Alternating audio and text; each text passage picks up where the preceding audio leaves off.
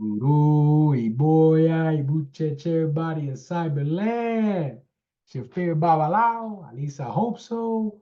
Omodum Odileke coming at you with another great video. At least I hope so.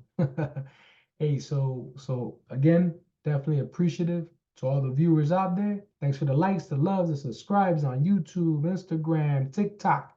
Hey, truly appreciate each and every one of you. Hey, I'm doing this video particularly because I had a viewer on TikTok that goes by the name of Tribe of Us, right? And asked me to do a pataki on Irete Yero, Irete Iwori, right? And I was so excited. Why? Because this is a pataki that I learned before I even became a babalao decades ago. But that's besides the point. So let's get after it. Pataki, Irete, Yero. In this Pataki, we talk about King Solomon, a famous king that was known for his wisdom. And he decided to build a temple that his parents designed in honoring David, right? David was a great spiritual figure in the Abrahamic faith. So what King Solomon did was he went to the king of Tyre, who was called Hiram.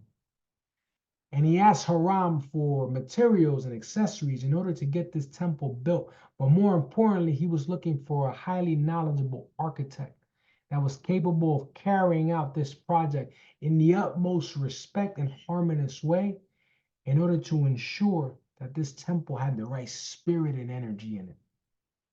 In the land of Tyre, King Hiram sent Hiram Abith, the son of a woman from the land of Dan. And King Solomon entrusted him with the direction of his work, with the design. So the land of King Solomon applauded because Hiram Abith had a reputation.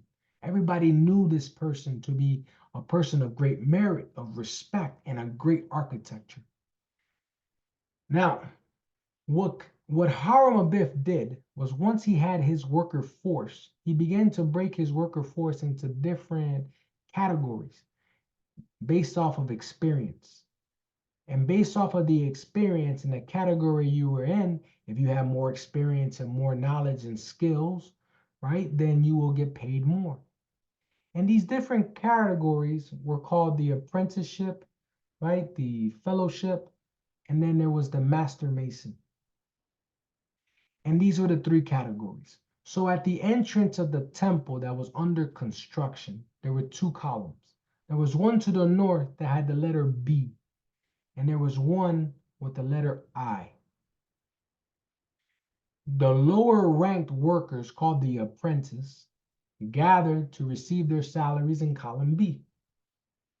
The higher ranked ones, called the fellowship, right, or the fellows in the Pataki, gathered near column I.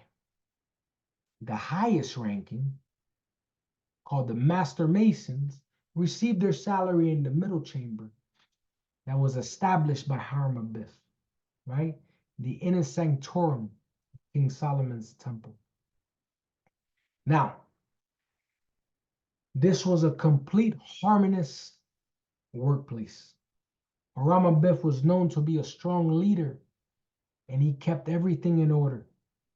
Everybody respected each other, everybody knew their place, and obviously the lower ranked people always hoped to go up the chain, not just to receive skills and knowledge and study, but they also wanted to receive more money because obviously everything was based on a salary based on your group. So obviously work, perseverance, and studying was the key in order for you to gain the rights to call yourself within a different category. So in the midst of this admirable order and this good work and this harmony, lived the aspects of greed, pride, betrayal. And this ambition destroyed that peace, disturbed the tranquility of such a great work, a masterpiece of King Solomon's temple. So within the pitch black of night that covered the city of Jerusalem where this temple was being built, All the workers were super tired, right? I mean, they're working 12, 16-hour days, and they went to sleep. Haram was known to enter the temple at night before he went to sleep in order for him to pray before he retired to his bed. And he headed towards the temple and he went towards the south door. And when he went towards the south door, he was approached by a fellow apprentice that was named Jobelu. Jobelu, with a very strong conviction, approached Harmabith and asked him for the master mason's word. And Harmabith replied with this quote: "You know I can't give it to you because an oath seals my lips. Work so that you deserve it and you will obtain it." So Jobelu, seeing that Haramabeth was not going to give him the word and was still being noble, enraged Jobelu. And Jobelu struck him with a strong blow right across the neck. Haramabeth wasn't done yet. He was weak, he was going down, but he ran. He ran towards the west door. And at the west door, Jubilah awaited him and asked him the same thing. And he responded the same. And he was struck by a rule as well. Right? And it struck him. Now, in that very moment, we understand that now Haramabith is dead. We understand that Haramabith never gave up the word. We understand that as the night went away and the day advanced, that we now entered a world of betrayal in this workplace. So that's the story of Jobelah, Jobelu, and Jobelum. Because Jobelum wasn't necessarily in the Pataki of Irete Yero, but is pretty much significant because it was the three that truly took him down.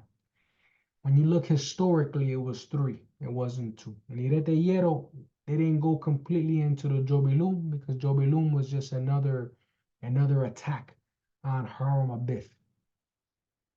Now, I tell you this why. Because what a wonderful Pataki that is, that has true significance historically, archaeologically, right? And it's in Ifa. But what's the moral of the story? That's what you should ask yourself.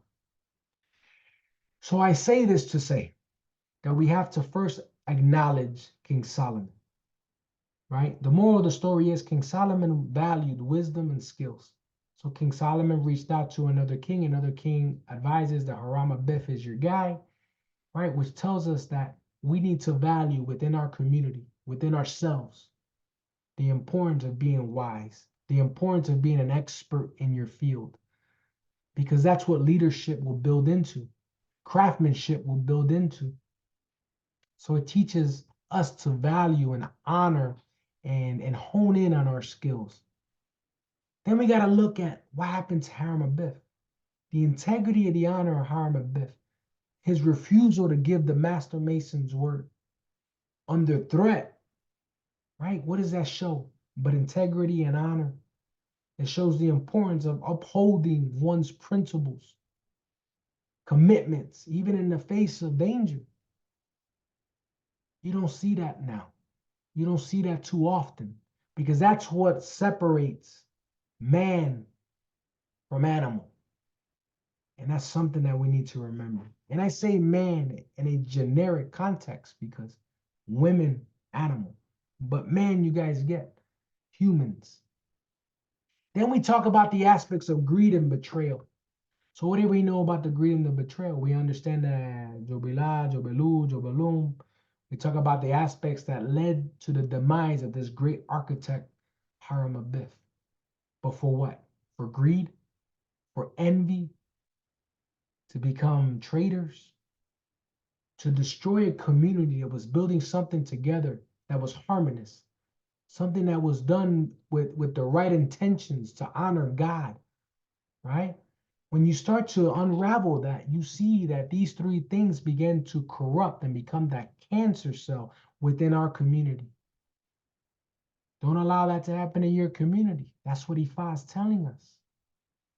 The harmony and respect that we need to demonstrate those things. That's a mutual respect. That's a cooperation of achieving, a greater endeavor.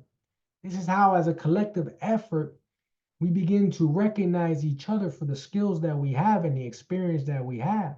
And as time goes and you study hard and you work hard, you begin to work up that ladder.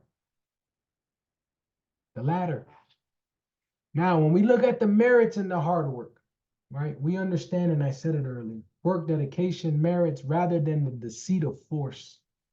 You trying to take something that doesn't belong to you by force only gives you that satisfaction for the minute because now you have it. But what does that truly do for you later on? It corrupts you. It corrupts you. And that's what Ifa teaches us. That's the reason why we harp on the concepts of Iwapale. The impact of leadership in a community is massive. Understanding that leaders are not just leaders. Leaders are groomed. Leaders are born. But no leader is great without being a great follower. Great followers become great leaders because great followers understand the greater good of things, the cooperation of things. So why do I say that? I say that because in this Pataki and Irete Yero, that's what Ifa is trying to communicate to us. That's why Ifa is trying to tell us that we need to be better equipped with our knowledge, with our understanding, with our wisdom, to build that honor and respect and that integrity in our environment. Don't be afraid to be a follower, and don't be afraid to be a leader when needed. And with that said, I wanted to share that Pataki with you. Iburu, Iboya, Ibucheche, Cyberland. Much love to you, and hopefully you guys enjoyed this video.